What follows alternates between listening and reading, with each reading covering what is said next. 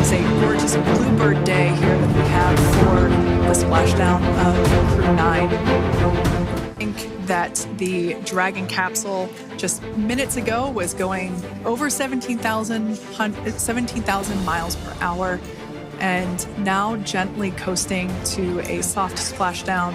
200. Copy, 200 meters. Brace for splashdown.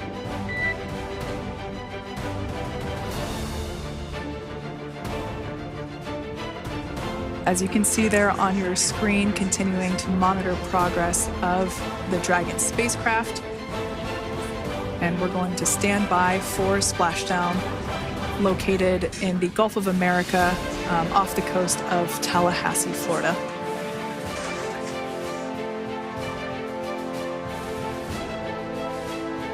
And splashdown, Crew-9 back on Earth.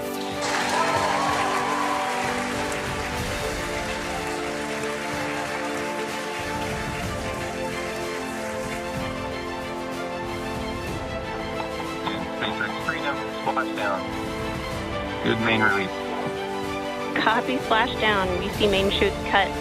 Nick, Alex, Butch, Sunny, on behalf of SpaceX, welcome home.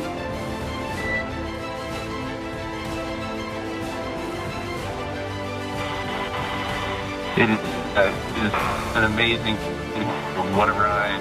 I see a capsule full of friends ear to ear.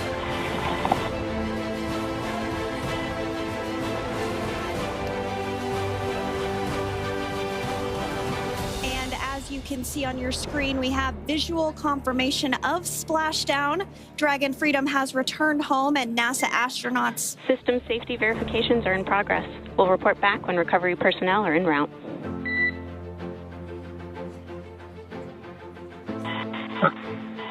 Understand, and we understand. Raising button. The teams have been ready and waiting about 3 nautical miles away, so it's going to take them about 30 minutes or so to make their way and to SpaceX Freedom. Pretty sure we're in stable 1. Copy, stable 1. We see the same. We can see those fast boats. We weren't kidding when we said they were fast. While it does take about 30 minutes for the main recovery vessel to make its way over to the capsule, these fast boats will be doing a couple of things simultaneously.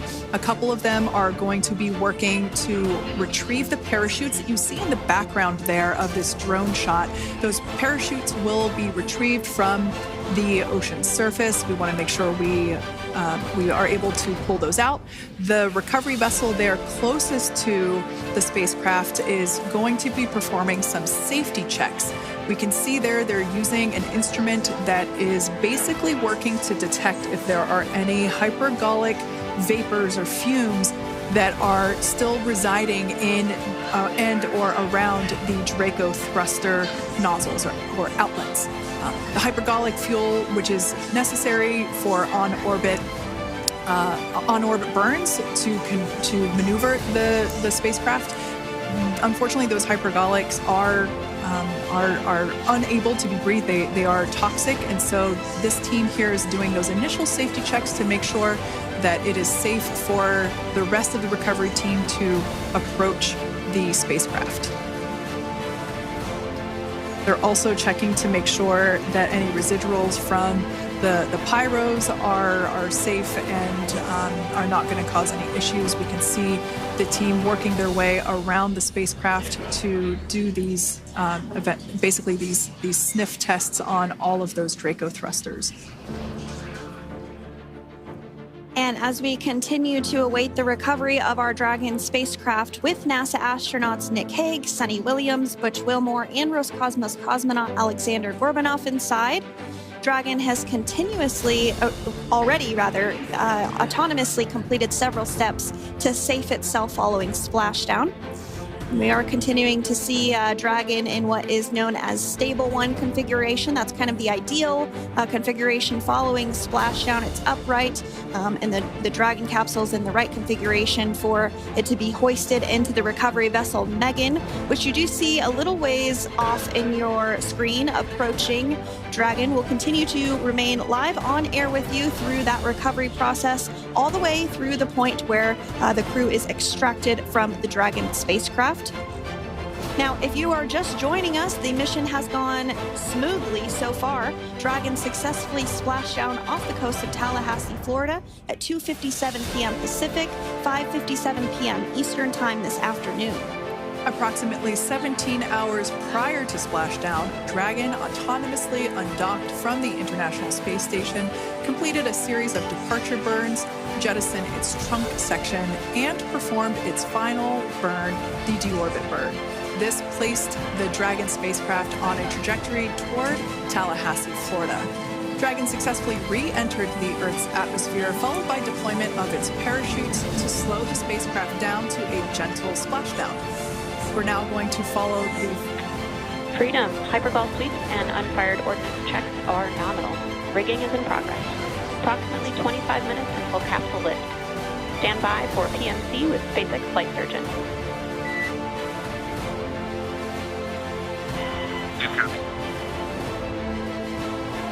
And so what we did just hear there was communications that those hypergol checks were complete. They didn't find any of that upon those checks, so we'll continue to move through the timeline. Next up is a process called rigging, which you see happening right now on your screen. This is when a SpaceX recovery personnel actually works to climb aboard the capsule and work through procedures ahead of lifting onto the nest of the recovery vessel Megan. We heard it's going to be about 25 minutes or so until that lift actually takes place.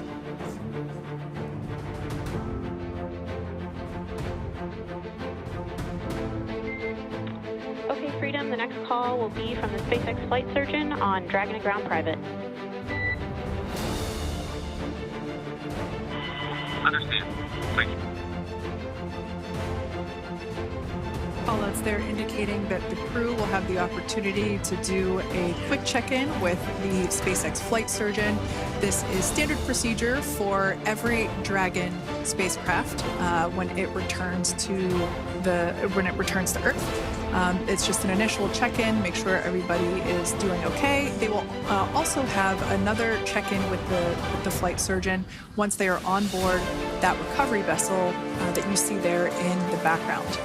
We can now see that SpaceX recovery team member they're on top of the Dragon spacecraft. They are going to be working to install plugs in the Draco thrusters to ensure that none of those and to ensure that no more hypergolic fumes or vapors come out from the spacecraft. They'll also place harnessing around the spacecraft that are required.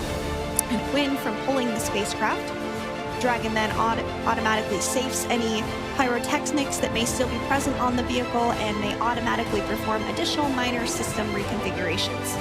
The astronauts will remain seated and in their suits at this point. Our Crew-9 team members will egress from the Dragon spacecraft. Now, here on your screen, we can see Dolphins, actually, who want to come and play with Dragon. Now, one of the fast boats there in place, working to assist the recovery team member. It's incredible. I just love these views. We really see them even better in daytime, but just seeing the recovery team work in tandem to step through each operation.